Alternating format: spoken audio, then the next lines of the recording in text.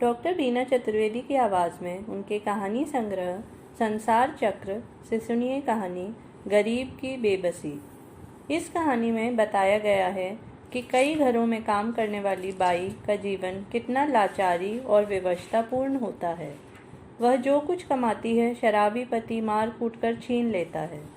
जब उससे मालकिन कहती कि वह पुलिस में रिपोर्ट करके उसके पति को सज़ा दिलवाएगी, तब वह हाथ जोड़कर कहती, मेम साहब ऐसा मत करना, वरना जाति बिरादरी में मेरी इज्जत मिट्टी में मिल जाएगी। गरीब की बेबसी उसको वह सब सहन करने के लिए मजबूर कर देती है जिसकी वह हकदार नहीं होती। सुनिए कहानी गरीब की बेबसी। बसंती बड़बड़ाते हुए आ रही थी। उसने जोर से धकेलते हुए दरवाज़ा खोला और अंदर आने के साथ ही वह न मालूम किसे गालियां दिए जा रही थी। मरेगी, मेरी बद्दुआओं से इसका सत्यानाश ही होगा। हे भगवान, आज ही इसका एक्सीडेंट कर दो। इसने जो मेरा पैसा मारा है उससे कई गुना अधिक इसकी दवाइयों पर खर्च हो जाए। न मालूम अपने आप को क्या समझती है। दया धर्म तो इसके पास है ही नहीं। गरीब का पैसा मार के इसे नरक में भी जगह नहीं मिलेगी। मैंने बसंती को जोर से डांटते हुए कहा, पागल हो गई है क्या? क्यों और किसको गालियां बक रही है? शांत होकर बैठ, पानी पी और फिर मुझे बता कि क्या हुआ। मेरी दिलासा भरी बात सुनकर बसंती का गला भर आया और अपनी साड़ी के पल्लू से आंसू पोंछते हुए कहने लगी, दीदी, पड़ोस वाली काली माई मेरे पैसे नहीं दे रही। हर रोज काम में गलतियां निकाल निकाल कर बकबक करती रहती है। मुझसे उसकी हर समय की किट किट सहन नहीं होती। आज मैंने जब उससे कहा कि नहीं करना है मुझे आपके घर काम, मेरा हिसाब कर दो, यह सुनकर तिल मिला गई और मुझे अनाप शनाप सुनाने लगी। तब मैंने भी उसे अच्छी तरह से सुना दिया। वह झूठ बोल रही है, कहती है कि तूने मुझे गाली दी। भला मैं ऐसा कैसे कर सकती हूँ? अब कहती है कि जा यहाँ से, तुझे एक पैसा भी नहीं दूंगी। मैंने भी कह दिया कि नहीं देगी तो मेरी मेहनत के पैसे तुमको पचने वाले नहीं हैं। दीदी, शक्ल सूरत से भगवान ने उसे काला बनाया है, वैसा ही उसका मन भी काला है। मैंने बसंती से कहा कि किसी के लिए ऐसे नहीं बोलना चाहिए। बस बहुत बोल ली, अब चुप हो जा। बसंती वर्षों से हमारे मोहल्ले में काम करती है। उसका नाम ईमानदार काम करने वाली बाइयों में सबसे ऊपर लिया जाता है। उसके इसी गुण के कारण सब उसे चाहते हैं। उसका यही गुण उसको मुझसे जोड़े हुए है। ईमानदार केवल रुपयों पैसे से ही नहीं, बल्कि वह अपनी बात की भी पक्की है। एक बार जो कह देगी उससे कभी भी पीछे नहीं हटेगी। विशेष अवसर पर समय से पहले और अधिक समय के लिए उसे बुलाओ और यदि वह हामी भर ले तो बस समझ लो कि आपका काम हो जाएगा।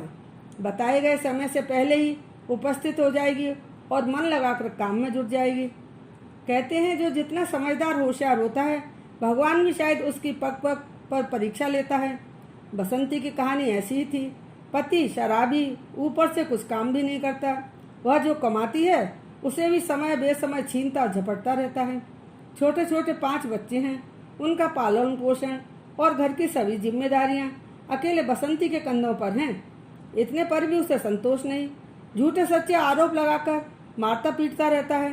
बसंती का दुर्भाग्य है कि वह सब कुछ सहन करती है। रक्षाबंधन के त्योहार पर मैंने बसंती को एक नई साड़ी दी और उससे कहा कि आज वह यही साड़ी पहने। जब पति ने उसे नई साड़ी में देखा तो घर में घुसते ही कोहराम मचा दिया। त्योहार के दिन घर में रोना पीटना होने लगा। बसंती की इतनी पिटाई की कि कई दिनों तक उससे उठा भी नहीं गया, जिससे वह काम पर नहीं आ सकी। जब थोड़ा आराम हुआ तो आकर काम में लग गई। जब मैंने पूछा कि 3 दिनों तक काम पर क्यों नहीं आई, क्या हो गया था, बस कहने लगी कि बुखार आ गया था, जबकि उसके हाथ और मुंह पर चोट के निशान साफ तौर पर दिखाई पड़ रहे थे। मैं समझ गई कि बसंती बुखार का बहाना कहकर झूठ बोल रही है। मैंने उससे पूछा कि तुमने खाना खाया या नहीं, मगर उसने कुछ भी जवाब नहीं दिया। जब मैंने पुनः यही प्रश्न किया तब कहने लगी कि दीदी, जब बच्चों को ने ही नहीं खाया तब मैं कैसे खाती। मैंने बसंती को चाय और रोटी दी। भूखे पेट में जब कुछ पहुंचा तो वह रोते हुए मुझे बताने लगी, दीदी, आपकी दी हुई साड़ी मैंने पहन रखी थी। जैसे ही मेरे आदमी ने मुझे नई साड़ी में देखा तो वह मुझे धक्का देते हुए कहने लगा कि यार ने दी है क्या इतनी सुंदर साड़ी, और लात घूसों के साथ मेरे ऊपर टूट पड़ा। दीदी, आप ही बताइए कि भूखे पेट और थके हुए शरीर से क्या कोई औरत यार बना सकती है?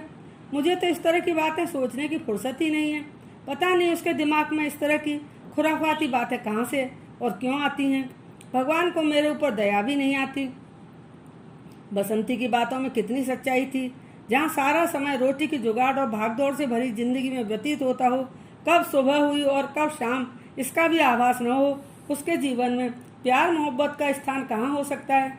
उसके जीवन का तो मात्र एक ही उद्देश्य है कि वह अपने और बच्चों के पेट की आग को बुझा सके।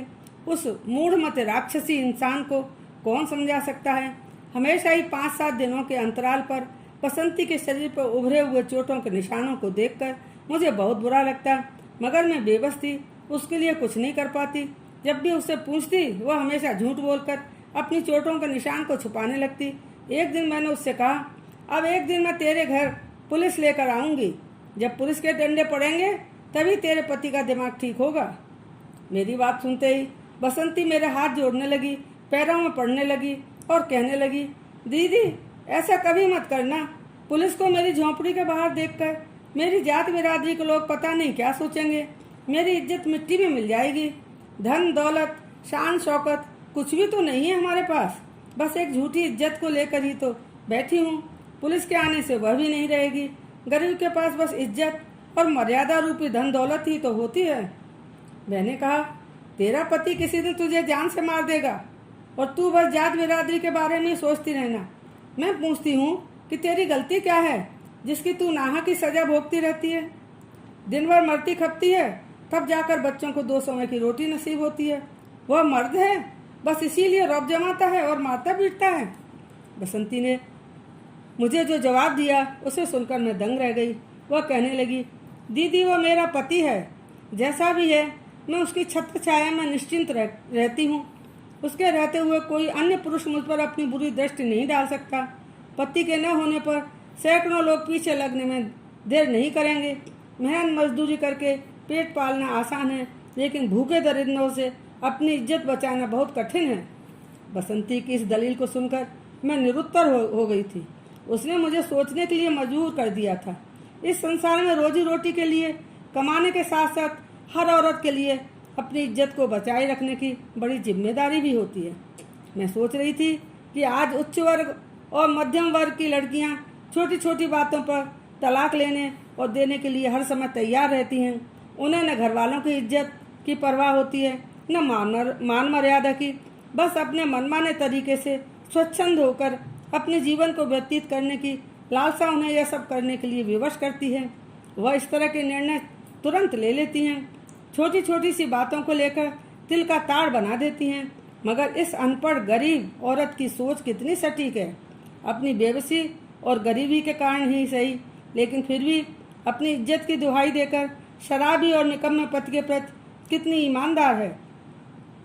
एक दिन मेरी कमर और पैरों में दर्द हो रहा था।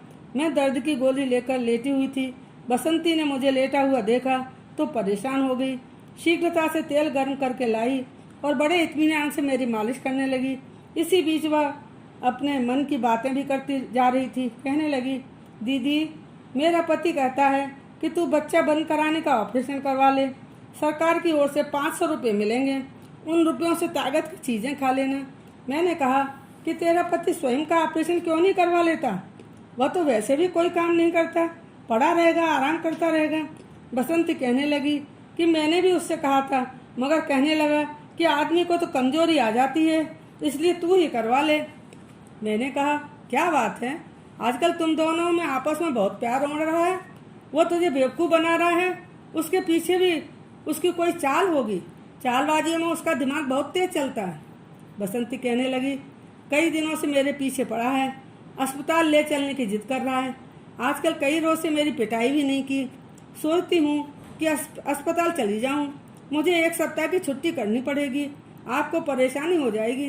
मैंने कहा, रोज रोज बच्चा पैदा करने से तुझे छुटकारा मिल जाएगा। जा, चली जा, मैं घर का काम कर लूँगी, तू मेरी चिंता ना करना, अपना ध्यान रखना। बसंती कहने लगी, दीदी मुझे मालूम था कि आप तो छुट्टी दे देंगी, मगर और भी तो 5-7 घरों में मैं काम करती हूँ। वे लोग छुट्टी देने में आनाकानी करेंगे, मेरे पैसे भी काट लेंगे। खैर अब जो होगा सो देखा जाएगा। मैंने कहा, अधिक मत सोच, ये काम करवा लेना ही तेरे लिए ठीक है। धीरे धीरे 1 सप्ताह बीत गया मगर बसंती नहीं आई। मैं उसका हर रोज इंतजार करती।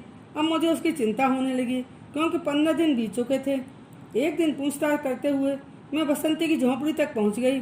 बाहर बच्चों ने धमाचौकड़ी मचा रखी थी। मैंने झोंपड़ी के अंदर झांक कर देखा। अरे यह क्या! बसंती के सिर पर पट्टी बनी हुई थी और वह जमीन पर एक दरी पर सिकुड़ी हुई लेटी थी। उसे देखकर ऐसा लग रहा था मानो उसके शरीर में जान ही ना हो। मैंने आवाज़ लगाई। मुझे देखते ही वह फूट फूट कर रोने लगी। कुछ क्षणों तक हम दोनों के बीच मौन ही पसरा रहा। जब वह थोड़ी शांत हुई तब मैंने उससे पूछा, क्या हुआ? ये सिर पर पट्टी क्यों बंधी हुई है? तुम्हें चोट कैसे लगी? मेरे प्रश्नों को सुनकर बसंती के सब्र का बांध फूट पड़ा। कहने लगी, मैं ऑपरेशन के अगले दिन ही अस्पताल से आ गई थी। मेरे पति के हाथों में 500 रुपये क्या है, वह एकदम बदल गया। बच्चे भूखे प्यासे घूम रहे हैं। घर में अन्न का दाना भी नहीं है। दूध चाय तक के लिए मेरे पास पैसे नहीं है। जब मैंने उससे पैसे मांगे तो टाल मटोल करने लगा। मैंने उससे पैसे छीनने की कोशिश की तो उसने इतनी जोर से मुझे धक्का दिया कि दीवार से मेरा सिर टकरा गया। मैं जमीन पर गिरकर बेहोश हो गई। सिर से खून की धारा बहने लगी। देखिए सब तरफ कितना खून पड़ा है। पड़ोस की झोंपड़ी के लोग इकट्ठे हो गए। उन लोगों ने मेरे सिर पर पट्टी बांधी। दीदी मैं बड़ी अभागिन हूँ, बेबस हूँ, लाचार हूँ, इतना कहकर वो रोने लगी। दीदी उसकी जेब में रुपये क्या है? रोज दारू पीकर आता है, झगड़ा करता है और बच्चों से मारपीट करता है। दीदी मेरी समझ में कुछ नहीं आ रहा। अब मैं क्या करूँ? शरीर बेजान हो रहा है। मेरी सहानुभूति पाकर बसंती की शिकायतों का पिटारा खुलता ही जा रहा था। उसका चेहरा भूख और चिंता से पीला पड़ गया था। सिर से इतना खून बह जाने से शरीर में शक्ति नहीं थी। उसकी हालत देखकर मुझे उस पर बड़ी दया आ रही थी। कहते हैं कि भगवान के घर में देर है अंधेर नहीं, मगर यहाँ तो अंधेर ही अंधेर था। बसंती जैसी मेहनती, ईमानदार और सरल स्वभाव वाली औरत के साथ भगवान कितना अन्याय और अत्याचार होते हुए देख रहे हैं। उन्हें उसके ऊपर रंच मात्र भी दया नहीं आ रही। न मालूम किस जन्म में बसंती ने ऐसे पाप किए होंगे जिनका खामियाजा उसे भुगतना पड़ रहा है। क्या उसके पापों का घड़ा इतना भरा हुआ है कि रिक्त होने का नाम नहीं ले रहा? मैंने बसंती से कहा, तेरे वश में कुछ नहीं है। अब मुझे ही कुछ करना होगा। तेरे आदमी को सबक सिखाना ही होगा। बसंती ने मेरे पैर पकड़ लिए और कहने लगी, दीदी ऐसा कुछ मत करना जिससे मेरी इज्जत पर आँच आए। पति पत्नी में झगड़े होते ही रहते हैं, धीरे धीरे सब ठीक हो जाएगा। बसंती की बात सुनकर मैं झटके से उठी और अपने घर वापस आ गई। मैं सोच रही थी कि गरीब की बेबसी उसको वह सब सहन करने के लिए मजबूर कर देती है जिसकी कि वह हकदार नहीं होती।